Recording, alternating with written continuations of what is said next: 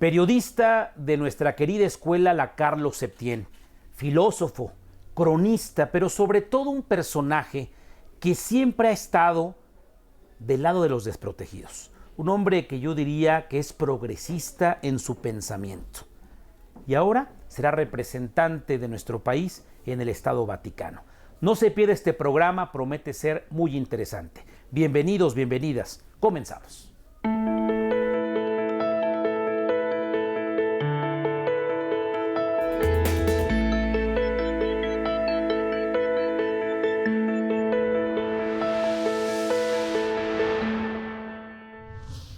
Saludo con mucho afecto, con mucho respeto al querido maestro Alberto Barranco Chavarría. Hemos coincidido, nunca se comparará este reportero al maestro, pero hemos coincidido en 3 etapas fundamentales de mi carrera. Primero, como alumno de la Septién, fue mi maestro, el maestro Barranco. Me daba el micrófono en Grupo Fórmula de don Rogelio y Jaime Azcárraga, y después compartimos pasillos, lugares donde nos maquillaban, a mí no me peinaban, claro, y algunos estudios en ADN 40, en Grupo Salinas. Querido maestro, ¿cómo ha estado? Gracias, me da mucho Gustavo. gusto recibirlo en el canal del Congreso. El gusto es mío, Gustavo.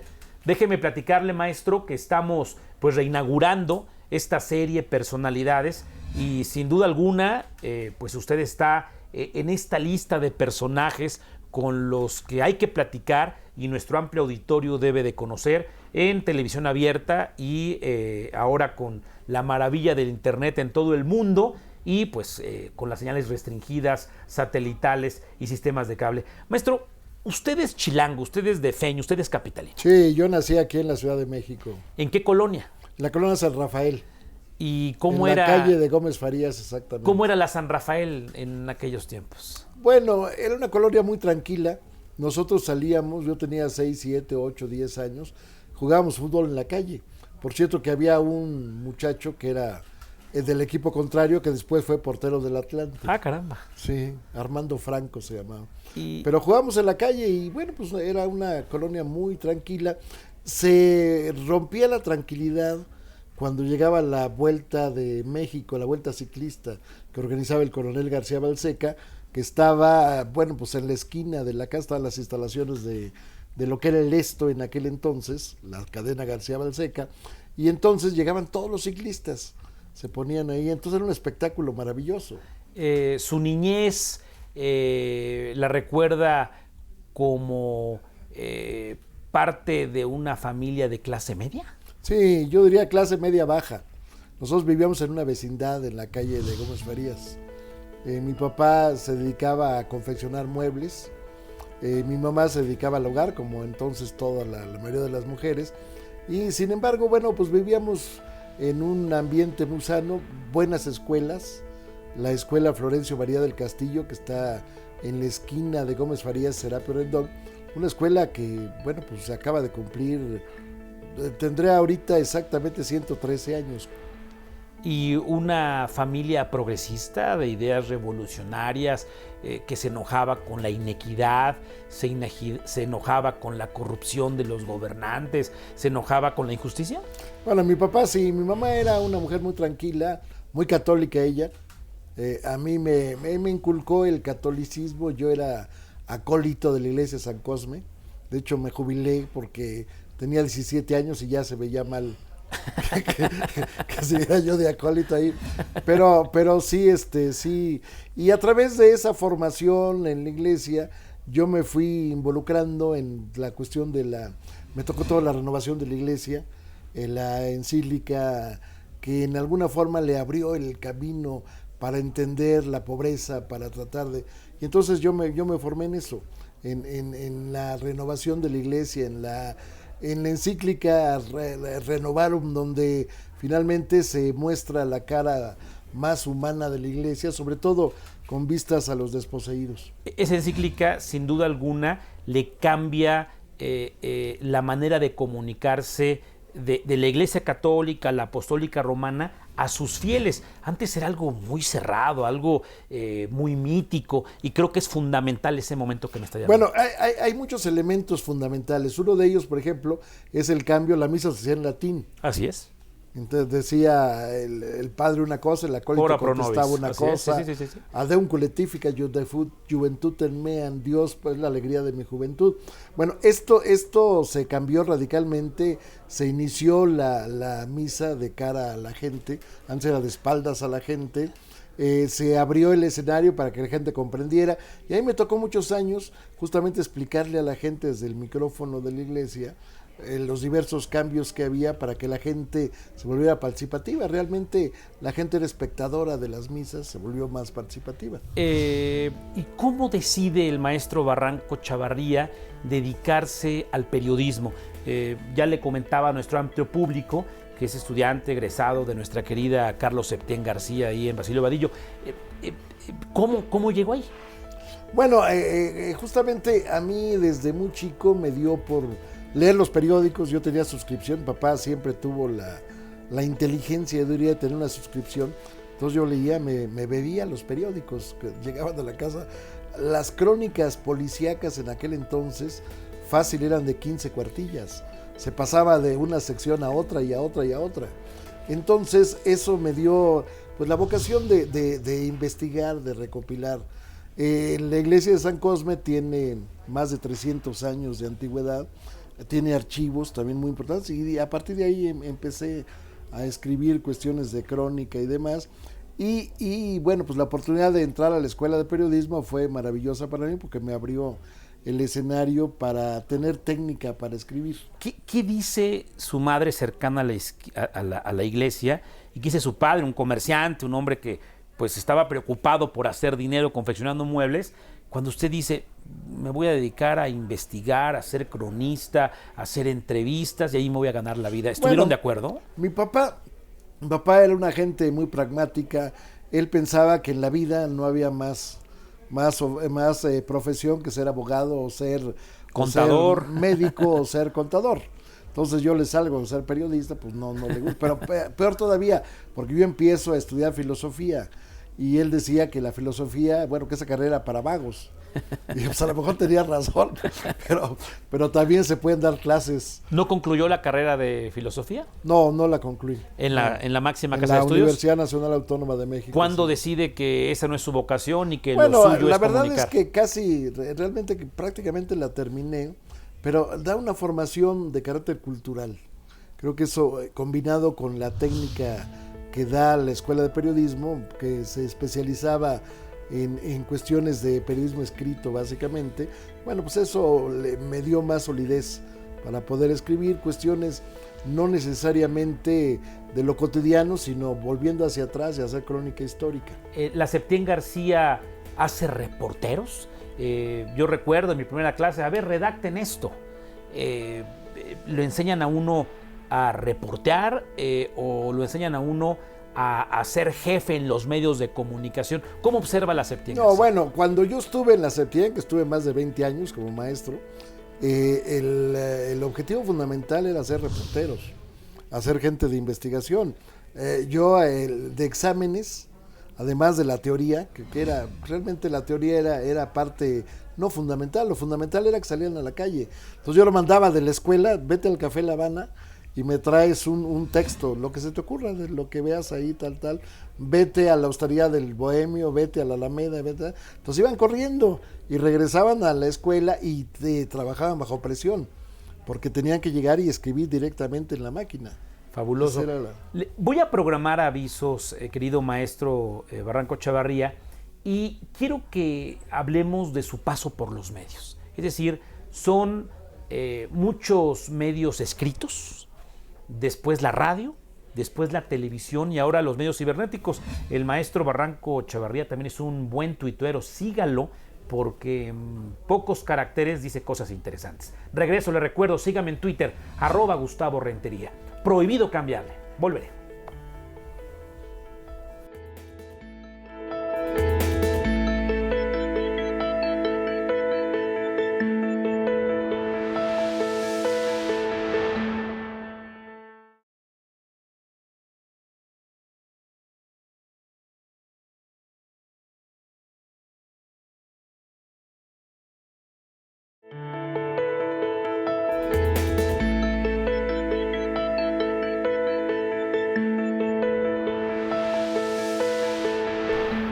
Si usted acaba de accionar su aparato televisor, llega muy a tiempo. Estoy platicando aquí en el canal del Congreso, en la serie Personalidades, con el querido y muy respetado maestro Alberto Barranco Chavarría. Nos ha platicado en esta primera etapa de la conversación sobre su niñez, su juventud, su entrada a la escuela de periodismo. Nos recuerda que fue mentor de muchísimas generaciones. Y ahora quisiera, querido maestro, don Alberto, que nos hablara de su entrada a los medios. ¿Quién le publicó su primer artículo? ¿Quién le publicó lo primero en su carrera? Bueno, cuando yo estaba en el primer semestre de la escuela, me llamaron para trabajar en la revista Señal, que era una revista católica. Después yo fui director 2 veces de esa revista, ya años después. Pero ese fue el primer texto que yo publiqué. Bueno, el primer texto lo publiqué, curiosamente. Esto es paradójico porque en la preparatoria 2, donde yo estudié, que entonces era el plan de 5 años, uno entraba después de sexto de primaria y terminaba la prepa. Sí. En una misma escuela. Entonces, en ese marco, bueno, pues, yo siempre he sido inquieto en cuestiones sociales y en cuestiones de grilla estudiantil y tal. Entonces, hicimos una planilla y esa planilla tenía un periódico y ese periódico era de inclinación pues casi comunista, porque empezaba, la cabeza decía, a 50 años de la Revolución de Octubre, tal. Y yo atrás publiqué toda la contraportada, un artículo que decía las reformas del concilio. Y aparte, no es que sea yo estrictamente religioso, digo soy religioso, pero bueno, soy pensador también. Y desde luego tengo pues muy seguro de lo que es la doctrina juarista, ¿no? Lo tengo muy presente. Pero volviendo al asunto después empezamos a entrar a otros. Yo fui director de una revista que se llamaba Comercio, que se regalaba a todos los integrantes de la Cámara de Comercio, tenía 50,000 ejemplares. Luego estuve en varios... Innovaciones, ¿no? Innovaciones hacía yo crónica, era yo colaborador nada más. Escribía yo crónicas que le gustaba, sobre todo cuando me publicaban en Innovaciones de la Tarde, me encantaba, porque era una lectoría increíble la que tenía. Y después hay un momento fundamental en la carrera del maestro Barranco, que es la especialización en finanzas, en economía. Yo recuerdo las columnas de mi maestro de datos, de cambios, de CEOs, CFOs, de las grandes empresas, de los grandes corporativos, que era algo que hay que decir que no estaba muy atendido en México, pero fue una gran revolución. La columna del maestro Barranco era fundamental. ¿Por qué ahí? Bueno, lo que pasa es que cuando nace la jornada, yo tenía una gran amistad con Miguel Ángel Granados Chapa, a quien respeto y admiro. Miguel Ángel Granados Chapa me propone, como yo había estado en la Cámara de Comercio, que hiciera una columna de carácter empresarial. Y entonces pues me gusta la idea y empezamos a hacer eso. Bueno, la columna duró más de 40 años. De la jornada nos fuimos al Financiero un poco tiempo, después en el Reforma y finalmente en el Universal. Y esta etapa podríamos decir que lo marca en su vida, es decir, ahora la crónica, llegaremos a este asunto, y en particular la crónica de la Ciudad de México, pero lo marca en su carrera. O sea, podríamos decir que el maestro Barranco es un especialista en periodismo financiero, económico, de negocios. Lo que pasa es que yo trataba de darle un estilo distinto, ¿no? Trataba de darle cierta creatividad. Las finanzas es un tema muy árido, poca gente lo entiende, entonces yo trataba que fuera entendible. Yo no daba por hecho que la gente supiera que es un dumping, que es un swap. Yo se lo explicaba a la gente, entonces eso le gustaba a la gente. Es decir, el lenguaje que utilizaba el columnista era accesible al lector. Trataba de ser accesible, o sea, porque si no se vuelve uno, pues no sé, ajeno, piensa que la gente sabe todo. Y no es cierto. Ahora, el periodismo, si no desde la redacción, desde el estudio de televisión, desde la cadena de radio, si no es didáctico, no sirve para nada. Exactamente. La misión del periodismo es informar, orientar, divertir, que es otra de las cuestiones, y opinar. Esa es la función básicamente del periodismo. Y después su entrada a la radio. ¿Dónde fue su primera aparición, maestro? La primera aparición que yo tuve era como colaborador de Pepe Cárdenas, justamente, cuando él estaba en una estación 100.1 100.1 era del Güero Huesca, que ahora es dueño de Radio 1000, pero era única frecuencia modulada que tenía en aquel momento. Exactamente, 100.1. Ahí empecé. Después estuve Estéreo 100 se llamaba. Estéreo 100. Después estuve un tiempo en Radio 1000. Después estuve en algunas otras, no recuerdo bien, pero después estuve en Radio Fórmula, que ahí nos coincidimos. Así es, maestro. Y después me fui a Radio Centro. En Radio Centro ¿qué pasó ahí? Bueno, eso fue interesante porque me dieron la oportunidad primero de hacer un programa de noticias fundamentalmente política financiera, porque está muy ligada a la política y las finanzas, y al mismo tiempo hacer un programa de crónica, que este fue el primero que se hizo en relación con la Ciudad de México. Crónicas de la ciudad, explicarle a la gente la historia de tal edificio, de tal calle, lo que pasó en determinado barrio, todas esas historias. Cuando me dijo Carlos Aguirre, que era el director de Radio Centro, que era a las 10 de la mañana el domingo, yo dije, pues eso ni mi mamá me va a escuchar, no creo que eso le interese a nadie. No, hombre, lo que pasa es que la gente era cuando sale, y entonces me iban oyendo, hay gente que desayunaba oyendo. Yo tenía un promedio de 60, 70 llamadas. Fabuloso. De cada programa, entonces sí fue un gran éxito. Y después ese mismo programa lo llevamos a la televisión, con la ventaja de la imagen. Vamos, ya no era tanto de escribir, porque la radio tiene que ser muy descriptiva, para que la gente se emocione. Claro. Hay que decirle a la gente las cosas en tal forma que la gente las viva intensamente. Y que las imagine. Las imagine, esa es la función de la radio, despertar la imaginación. Y en la televisión, bueno, pues ahí están las imágenes como un elemento de apoyo para lo que está uno diciendo. ¿Dónde se siente más cómodo el maestro Barranco? ¿En la televisión, escribiendo en la soledad, ahora en la computadora? Usted lo hacía antes en las máquinas mecánicas, o frente a las cámaras de la televisión. ¿Dónde se siente más cómodo para hacer periodismo? Yo voy a confesar una cosa, Gustavo, yo escribo a mano. Toda mi vida he escrito a mano. O sea, di el salto mortal, tengo una asistente que me pasa las cosas. Claro, yo sé manejar la computadora y todo eso, pero mentalmente yo ya me acostumbré a escribir a mano. Entonces, sí, yo prefiero escribir. O sea, me encanta la televisión, me encanta la radio y ojalá que tuviera vida para seguirla haciendo, pero en este caso mi fuerte es, lo que me apasiona es escribir. ¿Y quién tuitea? ¿El asistente o el maestro Barranco? No, eso sí yo. Todo lo que es, ya fui aprendiendo tecnología, me costó, pero sí, fui aprendiendo y sí, Y además en Facebook hago un texto cada semana sobre un resumen de lo que viene el programa del domingo, que le gusta mucho a la gente, porque es un resumen así, tratando de ser ameno y bien escrito, y que le gusta a la gente. Le voy a solicitar al auditorio que no se despegue de su aparato televisor, porque al regresar de los avisos, aquí en el canal del Congreso, el maestro Barranco nos va a platicar su paso por la televisión. Ya le decía que coincidimos en los estudios, en maquillaje, en los pasillos de Grupo Salinas, en particular en ADN 40, antes Proyecto. Y ahora, mi querido maestro será el representante del gobierno y el pueblo de México en Ciudad del Vaticano. Regreso, no se vaya, prohibido cambiarle. Buenas tardes, noches.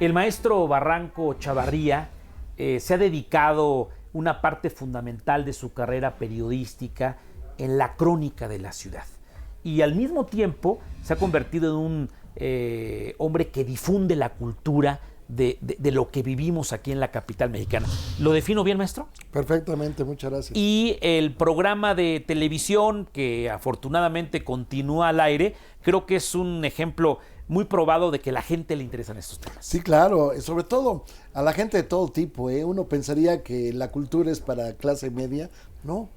A mí me paran en la calle gente del bolero, la gente que va caminando gente que a veces trabaja prácticamente para sobrevivir. Y bueno, pues ellos ven los programas, eso es curioso. Es más, me dan las gracias porque dice que yo les enseñé algo. Ese programa lo que intenta es decir a la gente quién vivió en esa calle, quién edificó esa construcción, qué pasó en ese barrio. De eso se trata el programa, de eso va el programa. De eso se trata, sí. Y de pronto presentamos personajes que en alguna forma están integrados a la ciudad. Por ejemplo, esta calle se llama tal, pero ¿quién era esa persona? Entonces tratamos de explicarle a la gente tal, y la gente descubre cosas que nunca se le habían ocurrido, que nunca había pensado, porque la intención es hacer algo ameno, algo que le llegue a la gente, no la cultura en el plan culterano como se hace normalmente. Cuando los periodistas hacemos entrevista, damos a conocer una noticia, hacemos reportaje, hacemos investigación, llegamos a un terreno fundamental que es la crónica. Y en la crónica hay una línea muy delgada para llegar a la historia. Crónica e historia van de la mano. Yo diría que crónica y literatura también van de la mano.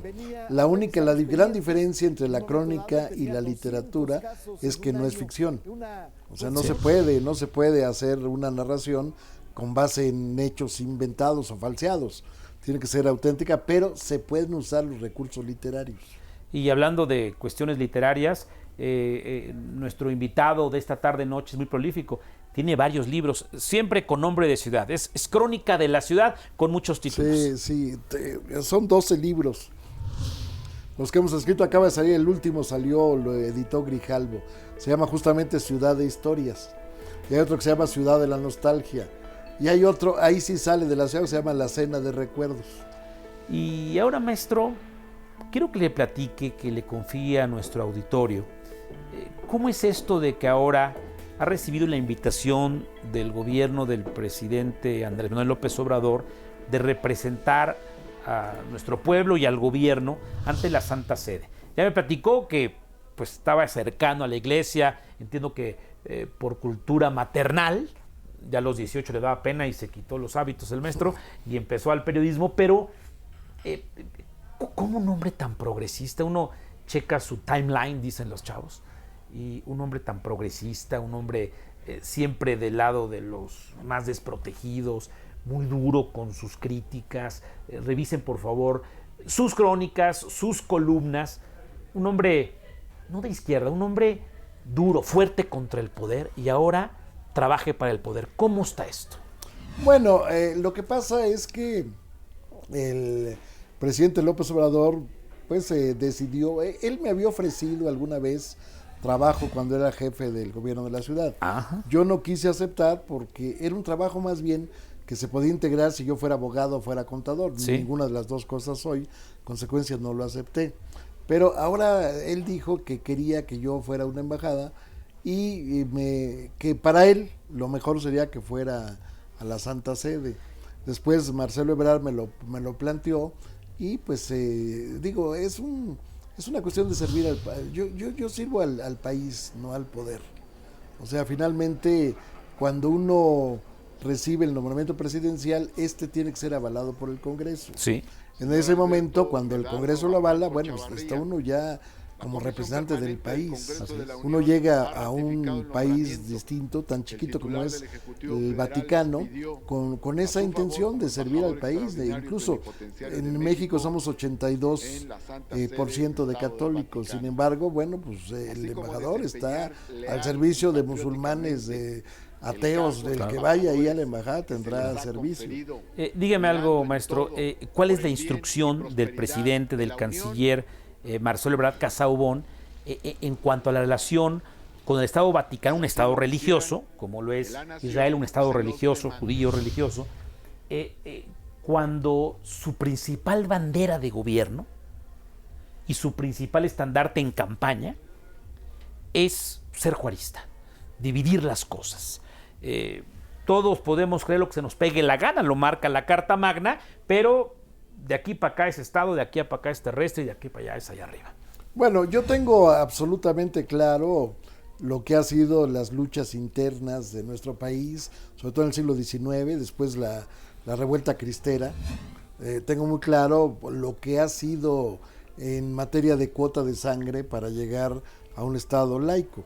Entonces, en ese momento y creo que se combina el hecho de que yo sea un católico, porque pues voy a tener un respeto por el Papa como el líder de los católicos, y otro respeto por el Papa distinto totalmente como el jefe de un Estado. Entonces tengo esa convicción totalmente clara. Quedará para la historia cuando el maestro Barranco Chavarría presente sus cartas credenciales. Todo una parafernalia, prosopopeya, que usted ahí, me consta que no le gusta, maestro. Yo lo encontraba ahí en los pasillos, usted es muy modesto en su vestir, en su hablar, es muy discreto. ¿Y no le abruma eso? Pues en principio sí. De hecho, yo pensaba convencer a las autoridades del Vaticano que pues estamos en un país en austeridad y que pues no es mi talante vestir así. Pero ya lo sondeé y no se puede. Hay que llegar. Cuando le entrega uno las cartas credenciales al Papa, hay que vestirlo de frac.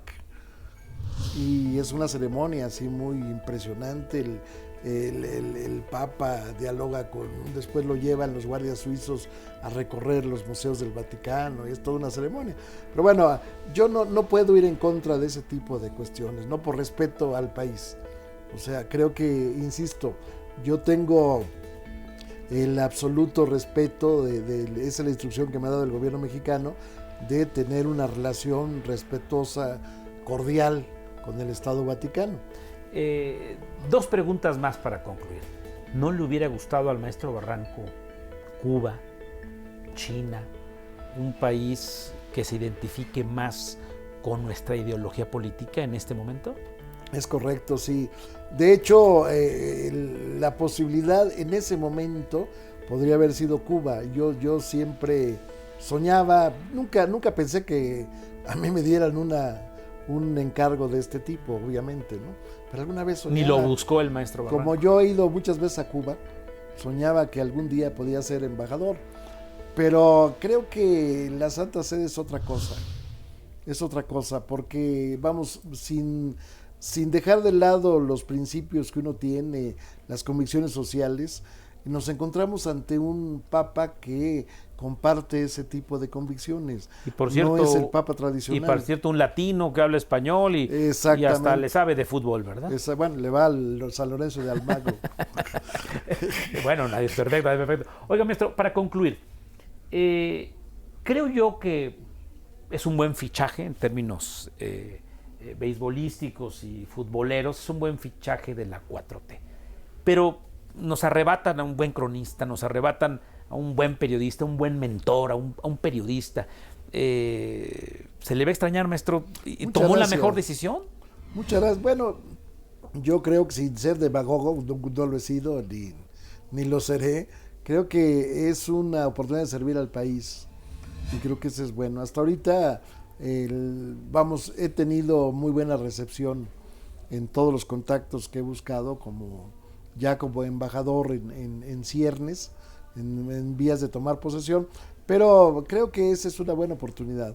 Y desde luego que no se pierde, porque yo voy a seguir escribiendo, voy a seguir haciendo, tengo un contrato para hacer un libro más sobre la Ciudad de México, y quizás se me ocurra hacer uno sobre el Vaticano. Ahí me ganó la idea. Ahora va a ser cronista del Vaticano, nuestro representante de México por allá. Buena estancia en Roma, maestro. Gracias, Gustavo. Y me da mucho gusto saludar a mi querido maestro, al cronista, al filósofo, ahora embajador de México en el Vaticano. Gusto saludarle, Gustavo, maestro. Gracias. Y gracias a usted por su sintonía. Le recuerdo, aquí estamos semana a semana con una personalidad. Mi nombre es Gustavo Rentería y los invito como siempre a que juntos hagamos mejores noticias para un mejor México. Pásela bien, adiós, buenas tardes, noches.